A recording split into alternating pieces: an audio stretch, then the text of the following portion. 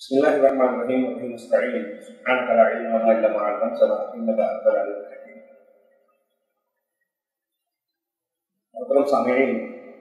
میرے سامنے زکوٰۃ سے متعلق کچھ سوالات ہیں۔ اللہ تبارک و تعالیٰ سے دعا ہے کہ وہ مجھے جواب دینے میں درستگی اور دلائل کے مطابق صحت پر قائم رہنے کی توفیق دے اور ہماری اس مجلس کو بابرکت اور دنیا اور آخرت کے لیے مفید بنائے۔ سب سے پہلا سوال جو ہمارے سامنے ہے وہ یہ کہ زکوٰۃ کی لغوی اور اصطلاحی تعریف پوچھیں۔ زکوٰۃ عربی زبان کا لفظ ہے۔ قرآن مجید میں اس مادے کے کئی الفاظ استعمال ہوئے ہیں۔ زکوٰۃ، تزکیہ، اور اسی سے زکا یزکی، یہ زکا یزکو کا مصدر ہے زکوٰۃ، اور زکا یزکی کا مصدر تزکیہ ہے، اور ایک ہے تزکا یا تزکا۔ ان تمام الفاظ کے معنی میں بڑھنا، نشو و نما پانا اور پاک و صاف ہونا مراد ہوتا ہے۔ زکوٰۃ کو عمومی معنی میں رکھیں تو یہ مال کے بڑھنے کے معنی میں بھی ہے، اس کے صاف ہونے کے معنی میں ہے۔ اگر زکوٰۃ النفس یا تزکیۃ النفس کہا جاتا ہے تو یہ نفس یعنی انسان کے دل، اس کی روح کی پاکی اور صفائی اور اس کے اندر والدگی پیدا کرنے کے معنی میں ہوتا ہے۔ تو یہ ایک عام لفظ ہے جس کے معنی بڑھنا، نشو و نما پانا اور پاک و صاف ہونا ہے۔ زکوٰۃ کا اصطلاحی معنی یعنی شریعت اسلام میں قرآن و حدیث میں جب زکوٰۃ کا لفظ استعمال کیا جاتا ہے تو اس سے ایک مخصوص عمل اور فریضہ مراد ہوتا ہے، جس کی عام طور سے اہل علم نے مختلف تعریف کی ہے۔ ایک تعریف میرے سامنے ہے کہ اسم لأخذ شیء مخصوص من مال مخصوص علی اوصاف مخصوصہ لطائفۃ مخصوصہ، کہ زکوٰۃ کا لفظ یہ ایک مخصوص چیز کو لینے کا نام ہے، مخصوص مال سے خاص صفات کے ساتھ اور ایک خاص جماعت یا مخصوص لوگوں کے لیے۔ اگر ہم عام اور سادے الفاظ میں کہیں تو یہ کہہ سکتے ہیں کہ صاحب نصاب جو شریعت نے مقرر کیا ہے اس کے مال سے ایک مقررہ مقدار میں مال کو نکالنا اور اس کے مقرر مستحقین تک پہنچانا جس سے مال کی صفائی ہو، یہ زکوٰۃ کہلاتا ہے۔ یہ زکوٰۃ کی لغوی اور اصطلاحی تعریف ہے۔ دوسرا سوال ہمارے سامنے ہے کہ زکوٰۃ کی اہمیت و فضیلت کیا ہے؟ زکوٰۃ کی اہمیت و فضیلت کے لیے میں سمجھتا ہوں صرف اتنی بات ہی کافی ہو سکتی ہے کہ یہ اسلام کے 5 ارکان میں سے دوسرا رکن مانا جاتا ہے، قرار دیا گیا ہے، اور اسلام کے 5 بنیادی فرائض کا ایک حصہ ہے۔ قرآن و حدیث میں اس کی بڑی تلقین کی گئی ہے۔ آپ اکثر قرآن مجید میں پائیں گے کہ اللہ تبارک و تعالیٰ نے نماز کے حکم کے ساتھ زکوٰۃ کا حکم دیا، فرمایا وَأَقِیمُوا الصَّلَاةَ وَآتُوا الزَّکَاةَ، کہ نماز قائم کرو اور زکوٰۃ ادا کرو۔ یہ دونوں حکم کا جملہ ہے۔ اہل علم نے بیان کیا کہ نماز جسمانی عبادات میں سب سے اہم عبادت ہے اور زکوٰۃ مالی عبادات میں سب سے زیادہ اہم عبادت ہے۔ آپ نے مختلف الفاظ سے وارد بخاری مسلم کی وہ حدیث بارہا سنی ہوگی جس میں اللہ تبارک و تعالیٰ نے اللہ کے رسول صلی اللہ علیہ وسلم کی خدمت میں ایک دیہاتی شخص نے آ کر سوالات کیے کہ اسلام کی اللہ تبارک و تعالیٰ نے کیا حکم دیا ہے۔ آپ نے توحید اور رسالت کی تعلیم دی، نماز بتائی، زکوٰۃ کی فرائض کی ادائیگی کو، زکوٰۃ کی فرضیت کا ذکر فرمایا، رمضان کے روزوں اور حج کی فرضیت کا ذکر کیا۔ اس کے بعد جب وہ دیہاتی لوٹا تو اس نے کہا کہ میں اس میں نہ کمی کروں گا اور نہ زیادتی کروں گا، اس پر پورا عمل کروں گا۔ نبی کریم صلی اللہ علیہ وسلم نے ارشاد فرمایا کہ جو شخص یہ چاہتا ہے، پسند کرتا ہے کہ کسی جنتی کو اپنی آنکھوں سے دیکھے تو وہ اس آدمی کو دیکھے۔ اس حدیث سے زکوٰۃ کی فضیلت یہ معلوم ہوتی ہے کہ یہ عمل ایک انسان کو جنت میں لے جانے والا ہے۔ زکوٰۃ کی فضیلت اور اہمیت معلوم ہوئی۔ اسی طریقے سے قرآن اور حدیث میں اللہ کے راستے میں خرچ کرنے کی جتنی فضیلتیں بیان کی ہے کہ اللہ کے راستے میں اگر کوئی شخص خرچ کرتا ہے تو اس کی مثال ایسے ہے جیسے ایک دانہ جس سے 7 بالیاں نکلیں اور ہر بالی میں 100 دانے ہوں تو ایک کا 700 ہو جاتا ہے. ایسے ہی اللہ تبارک و تعالیٰ زکوٰۃ کو، جو آدمی زکوٰۃ نکالتا ہے اس کے مال میں اضافہ کرتا ہے، بڑھاتا ہے، جیسا کہ اسی لیے اس کو زکوٰۃ کہا گیا.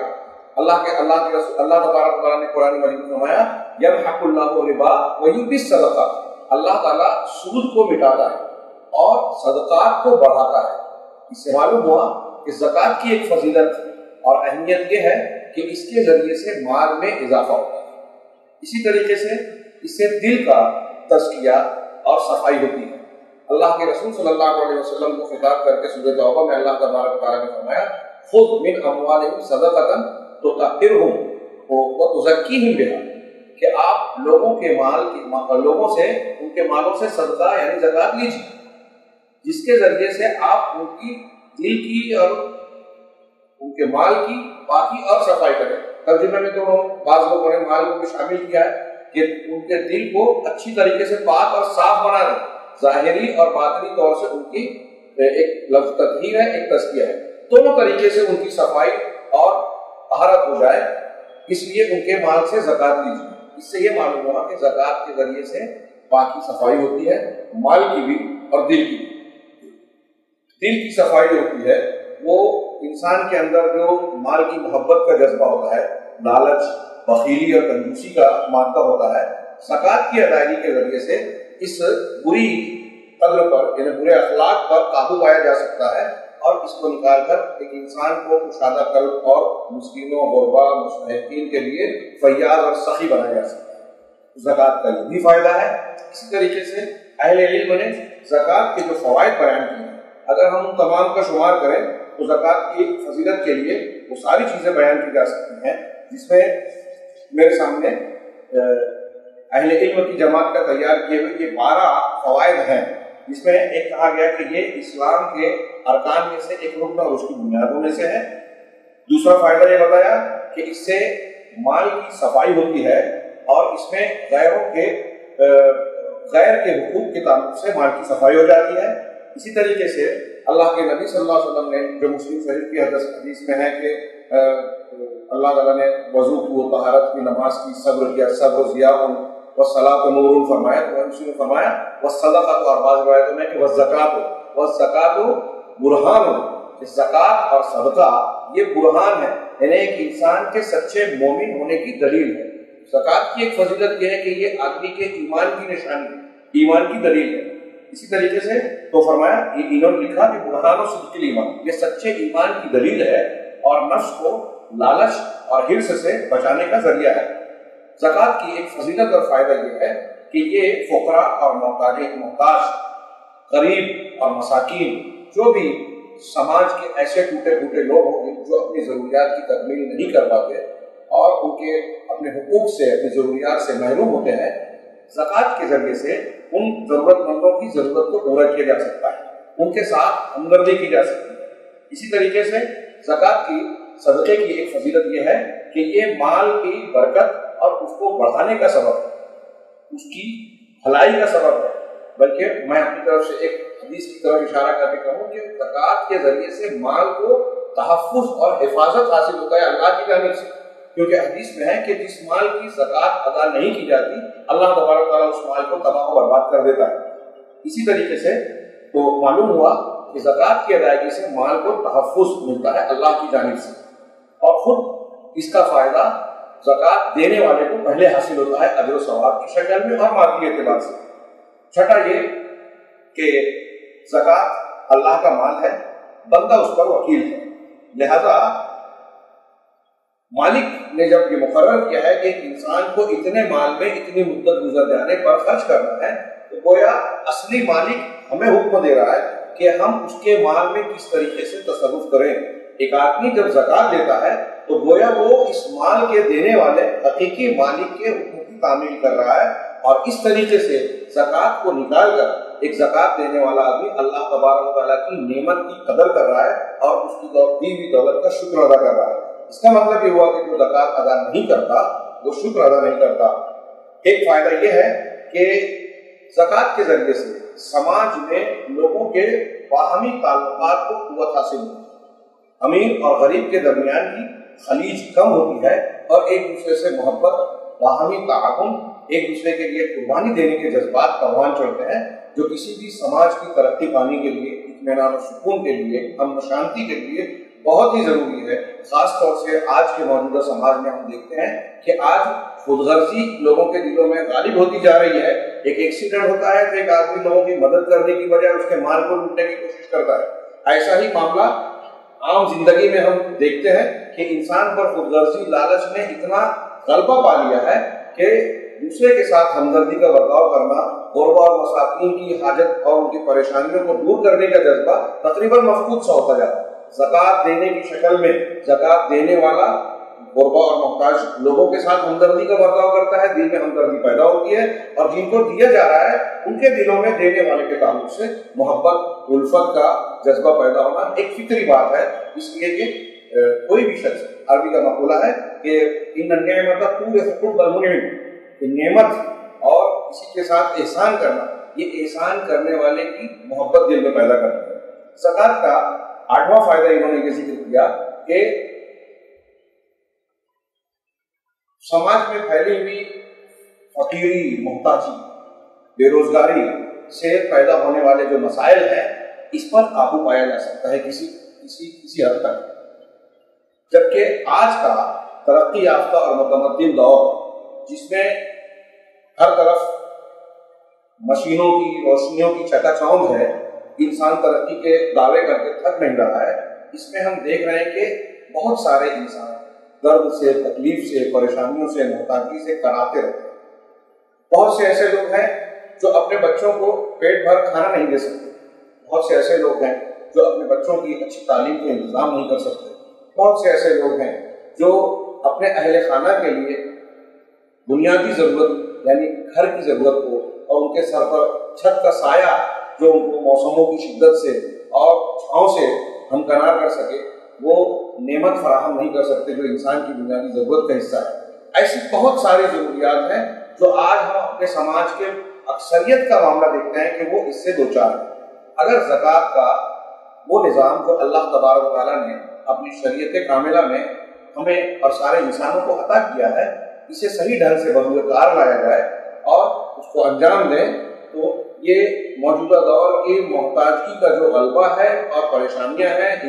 بہت سارے انسان اپنی بنیادی ضروریات سے محروم ہیں، کھانے پینے میں، روزگار میں، تعلیم میں، ان تمام لوگوں کی ضروریات کو کافی حد تک جو ہے پورا کیا جا سکتا ہے، اور موجودہ سودی نظام کی نحوست سے، اس کی خرابیوں سے سماج اور معاشرہ بے روزگاری، فاقہ کشی، غربت، افلاس، مہنگائی کی مار سے جو جونج رہا ہے اس سے اسے نکالا جا سکتا ہے۔ اسی طریقے سے زکوٰۃ کے فائدے میں جو اس سے پہلے ذکر کیا اسی سے جوڑ کر ایک فائدہ اور فضیلت یا اہمیت یہ بھی بیان کی جا سکتی ہے کہ زکوٰۃ کے لینے دینے سے، اس کے نظام سے ایک دوسرے کے دلوں میں حسد، جلن، بغض اور نفرت کے جذبات کی جگہ ایک دوسرے کے لیے محبت اور رحم دلی کے جذبات کو پروان چڑھایا جا سکتا ہے۔ ایک فائدہ جو زکوٰۃ کی اہمیت میں شمار کیا جانا چاہیے وہ یہ ہے کہ اس کے ذریعے سے انتقامی جذبات کو ٹھنڈا کیا جا سکتا ہے۔ اگر کسی انسان کو کسی تکلیف کی وجہ سے، کسی کی ظلم و زیادتی کی وجہ سے انتقامی جذبہ پنپ رہا ہے اور وہ شخص اس کے ساتھ احسان و سلوک کرتا ہے، صدقہ و خیرات اور زکوٰۃ کے ذریعے سے اس کی مدد کرتا ہے، تو اس سے اس کے انتقام کی یا غصے کی آگ کو ٹھنڈا کیا جا سکتا ہے اور نعمتوں کو حاصل کیا جا سکتا ہے، اچھائیاں حاصل کی جا سکتی ہیں، اور زکوٰۃ کے ذریعے سے انسان اس خوبی سے آراستہ ہوتا ہے جو دنیا اور آخرت کی ہر قسم کی کامیابی کی ضمانت ہے، یعنی تزکیہ نفس اور تقوی کے ذریعے سے۔ زکوٰۃ کے فائدوں کے ساتھ اگر ہم صدقۃ الفطر کو بھی جوڑیں، اس کو زکوٰۃ الفطر کہا جاتا ہے، تو اس کا ایک فائدہ یہ ذکر کیا ہے کہ زکوٰۃ الفطر اسلام میں ایک ایسا فریضہ ہے جو صرف صاحب نصاب مالدار لوگوں پر عائد نہیں کیا جاتا۔ صحیح قول اور دلیل کے مطابق کچھ لوگوں کا کہنا ہے کہ یہ صرف عمرہ پر اور صاحب نصاب جس پر زکوٰۃ فرض ہوتی ہے انہیں پر عائد ہوتا ہے، لیکن صحیح دلیل یہ ہے کہ صدقہ فطر یا زکوٰۃ الفطر ہر مسلمان یہاں تک کہ اگر غلام ہے تو اس کے مالک کو بھی اس کی طرف سے ادا کرنا ہے. ہر مسلمان پر جس کے پاس ایک دن کے کھانے کا سامان ہے اس پر زکوٰۃ الفطر فرض اور ضروری ہے. تو اس کا یہ فائدہ ہے کہ جب ایک غریب اور محتاج آدمی کو بھی اللہ تعالیٰ نے یا شریعت نے یہ حکم دیا کہ آپ کو بھی خرچ کرنا ہے، تو اس غریب کو بھی یہ تعلیم دی جا رہی ہے کہ آپ دینے کی لذت سے آشنا ہو. مانگنے کے مقابلے میں، دوسروں سے مدد لینے کے مقابلے میں دینے کی الگ لذت ہے. اس میں عزت ہے اور لینے میں ایک قسم کی بے عزتی ہے. لہذا غریب کو بھی جب دینے پر ابھارا گیا اور لازم کیا گیا تو گویا اس میں اس بات کی تعلیم ہے کہ اس کے اندر بھی یہ جذبہ پیدا ہو کہ میں دوسروں کی مدد کر سکتا ہوں. یہ چند فوائد جو زکوٰۃ اور صدقات کے بیان کیے گئے ہیں، اسے ہم زکوٰۃ کی اہمیت اور فضیلت کے طور پر جو ہے بیان کر سکتے ہیں، سمجھ سکتے ہیں. اور یہ چند فوائد اپنے اندر ایک کتاب سمجھ ہوئے ہیں، جس سے یہ پتہ چلتا ہے کہ اسلام نے اس عمل کو جو ایک بنیادی رکن اور فریضے کی حیثیت کی ہے، اس کا دائرۂ عمل فوائد اتنا پھیلا ہوا ہے اور سماج کو اس فریضے کی انتہائی شدید ضرورت ہے. اسلام کے جتنے بھی ارکان ہیں، یہاں ایک صرف جملہ بتاؤں مزید، کہ جتنے بھی ارکان ہیں کہ ان میں بنیادی طور سے تو اس کا مقصد ہے کہ اللہ کی عبادت کی جائے. زکوٰۃ بھی عبادت ہے، اس میں اخلاص نیت کے ساتھ آدمی کو اللہ کا حکم بجا لانے کا عمل کرنا چاہیے. یہ عبادت ہے. یہ عبادت بنیادی طور سے بندے کو اللہ سے جوڑتی ہے، بندے کو اللہ تبارک و تعالیٰ کا تابعدار ثابت کرتی ہے. ساتھ ہی ساتھ جتنے فرائض ہیں اسلام میں، اس کے بہت سارے ضمنی اور ذیلی فوائد، اور خاص طور سے اسلام کے جو 5 ارکان ہیں، اگر ان 5 ارکان کو دیکھیں تو واقعی ان کی رکن ہونے اور فریضہ یا اسلام کی بنیاد ہونے کی وجہ معلوم ہوتی ہے کہ یہ 5 ارکان اگر کوئی بندہ ان اعمال کی ارکان کی روح کے ساتھ انجام دیتا ہے، ان کے معنویت کے ساتھ انجام دیتا ہے، تو اس کی پوری زندگی اللہ تبارک و تعالیٰ کی تابعداری میں اور مخلوق خدا کے ساتھ اچھا سلوک کرنے میں گزرے گی. آخر دعوانا الحمدللہ.